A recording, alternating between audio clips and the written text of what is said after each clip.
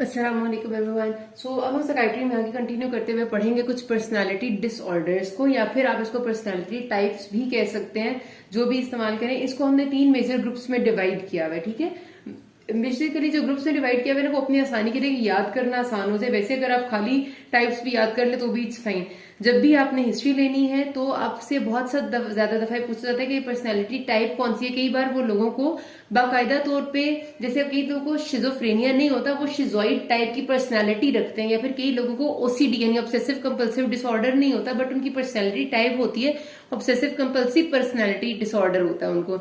तो ये चीजें एक दूसरे से डिफर करती हैं। जब आपको इनका नहीं पता होगा तो आप पेशेंट को गलती से डायरेक्ट उस बीमारी का वो करार दे देंगे, उस पर लगा देंगे चार्ज, लेकिन ऐसा नहीं होता, ठीक है। So you should know about personality disorders. तो जो पहला ग्रुप है जी इमोशनल टाइप ऑफ पर्सनालिटीज जिनकी होती हैं, उसमें 4 आते हैं। उसमें सबसे पहला जी एंटी सोशल। एंटी सोशल का मतलब ये, इन लोगों की जो पर्सनालिटी वो इस तरह से होती है कि दे आर अगेंस्ट सोसाइटी।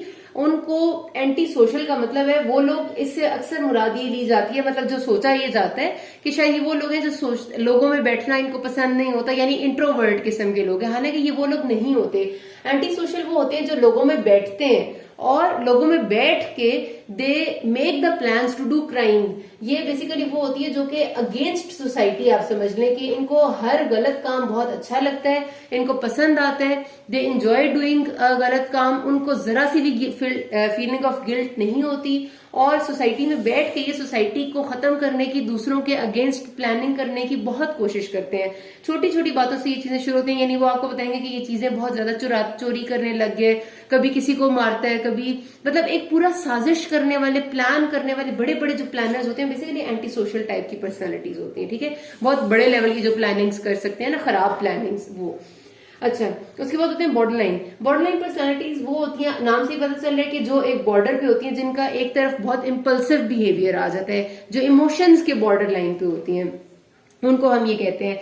ऐसे लोगों की बेसिकली बहुत इंटेंस इमोशंस होते हैं, और उसके साथ साथ फिर बिकॉज वो जाहिर अपने जब इंटेंस इमोशंस को एक्सप्रेस करते हैं तो बाद में they have a feeling of guilt, और उसकी वजह से उन्हें पता होता है कि भाई जैसे बहुत ज्यादा जिनको सिवियर गुस्सा आ जाते हैं, चीजें तोड़ना और इस किस्म की जो हरकत करते हैं, बाद में जब उन्हें एहसास होता है तो थिंक के ये तो गलत किया था, फिर उन्हें फीलिंग ऑफ अबैंडनमेंट होती है कि कहीं मैं अबैंडन ना कर दिया जाऊं, तो उसकी वजह से फिर उनकी एकदम से शिफ्टिंग ऑफ इमोशन हो जाती है टू नॉर्मल या फिर टू वेरी लविंग नेचर। तो ये मतलब नाम से पता चल रहा है कि इधर और उधर हो रही होती है इनकी पर्सनैलिटी, कभी बहुत इंटेंस गुस्सा एंड इम्पल्सिव बिहेवियर, और कभी नॉर्मल और इंतहाई नरम बिहेवियर।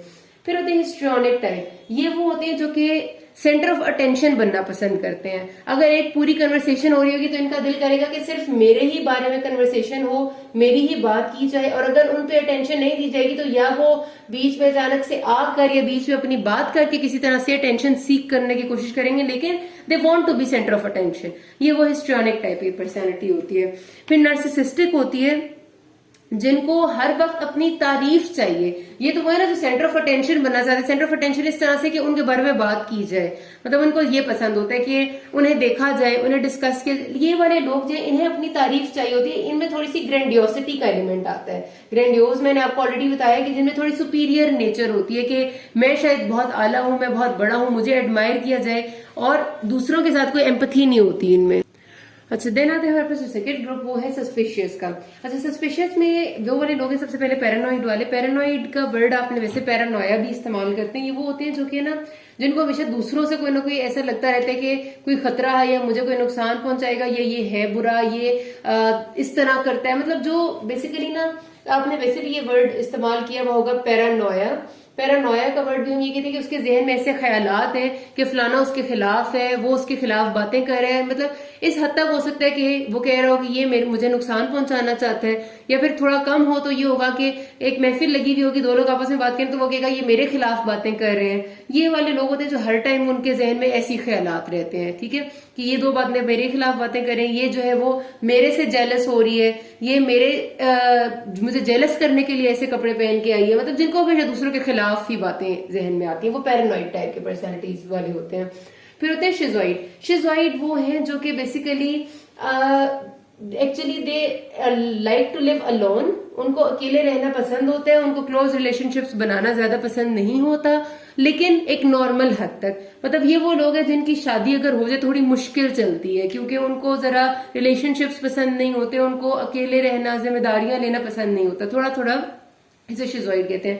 اسی کو جب تھوڑا آپ زیادہ کر دیں تو وہ شیزوٹیپل ہو جاتا ہے. شیزوٹیپل کا مطلب ہے یہ ایسی پرسنالٹی والے لوگ ہوتے ہیں وچ ہیو ایکچولی بالکل انکمفرٹیبل ود ریلیشن شپس، خاص طور پہ جو کلوز ریلیشن شپس ہیں ان سے بہت انکمفرٹیبل ہوتے ہیں. ان کے آڈ قسم کے بیہیویئرز ہو جاتے ہیں، ٹھیک ہے، ایکسینٹرک بیہیویئرز ہوتے ہیں اور آڈ بیہیویئرز، مطلب کہ جس طرح ہوتا ہے نا شیزوفرینیا والوں کے کچھ غلط خیالات اور غلط بلیفس ہو جاتے ہیں جس کو ہم ڈیلیوژنس کہتے ہیں، اسی طرح اس سے تھوڑا کم لیول پہ آپ رکھیں گے تو وہ شیزوٹیپل میں آئیں گے. تو شیزوٹیپل والے شیزوفرینیا میں بہت ایزیلی کنورٹ ہو جاتے ہیں، مطلب اگر پراپرلی ساری کی سارے فیچرز آنے لگ جائیں تو. لیکن شیزوٹیپل اس سے تھوڑا سا پیچھے ہے، اور یہ لوگ مطلب زیادہ اکیلے رہنے والے، آڈ قسم کے فضول قسم کے خیالات اور بیہیویئرز رکھنے والے ہوتے ہیں. تو مطلب they are not like normal people, پتہ چل جاتا ہے ایک شیزوٹیپل کو دیکھ کے. اور تیسری جو ٹائپ ہے وہ اینکشیس والے ہیں. اینکشیس میں سب سے پہلے اوائڈنٹ پرسنالٹی ہوتی ہے. اوائڈنٹ وہ ہے جو کہ ہمیشہ جسے لگتا ہے، جس کو کہتے ہیں نا ہم، کہ جس کو احساس ہے کمتری رہتے ہیں کہ شاید میرا یہ ٹھیک نہیں ہے، میں خراب ہوں. ذرا سا کوئی دوسرا بندہ کہہ دے گا کپڑے ٹھیک نہیں لگ رہے یا کوئی کرٹیسائز کر دے گا تو اس سے ایک دم وہ بہت ڈاؤن ہو جائیں گے، مطلب وہ خود کو کچھ سمجھتے ہی نہیں ہے. وہ اوائڈنٹ ٹائپ کی پرسنالٹی والے لوگ ہوتے ہیں. پھر ڈیپینڈنٹ. ڈیپینڈنٹ وہ ہوتے ہیں جن کا بہت سبمسو بیہیویئر ہوتا ہے، یعنی کہ دوسروں پہ ہر چیز پہ ڈیپینڈ کرنا، بار بار ان سے پوچھنا، کوئی کام کر لیں گے تو بار بار ری ایشورنس لینا، کوئی فیصلہ کرنا ہوگا تو 10 دفعہ 10 لوگوں سے پوچھنا، خود ڈیسیجن میکنگ کی ایبلٹی نہ رکھنا. وہ ڈیپینڈنٹ ٹائپ پرسنالٹی ہوتی ہے. پھر ہوتے ہیں آبسیسو کمپلسو پرسنالٹی ڈس آرڈر. اب یہ او سی ڈی سے بہت ڈفرینٹ ہے. اس میں آبسیسو کمپلسو پرسنالٹی ڈس آرڈر میں لوگ وہی بات ہے کہ بہت پرفیکشنسٹ ہوتے ہیں، بہت چیزوں کو الائنڈ طریقے سے اور بہت پراپر طریقے سے کرنے کے عادی ہوتے ہیں، لیکن اس حد تک نہیں ہوتے کہ وہ جس کو ہم کہتے ہیں نا آبسیسو کمپلسو ڈس آرڈر بن جائے. آبسیسو کمپلسو ڈس آرڈر میں تو ایک پیشنٹ کو بار بار ایک کام کرنے کی آبسیشن ہوتی ہے اور پھر وہ اس کو کرتا ہے، کمپلژن بھی ہوتی ہے اور اس کو غلط بھی جانتا ہے. او سی ڈی میں آپ کو الگ پڑھاؤں گی. یہ والے وہ لوگ ہیں جو کسی پرفیکشنسٹ ان دیئر لائف ہوتے ہیں، چیزوں کو پراپر وے میں بہت زیادہ الائنڈ طریقے سے کرنے کے عادی ہوتے ہیں اور ضرورت ہے نارمل بندوں سے زیادہ، ان کو ہم obsessive compulsive personality disorder والے لوگ کہتے ہیں. تو یہ ساری ہم نے یہاں تک ختم کر لی. کسی کو کوئی مسئلہ ہو کہ آسک می. Thank you.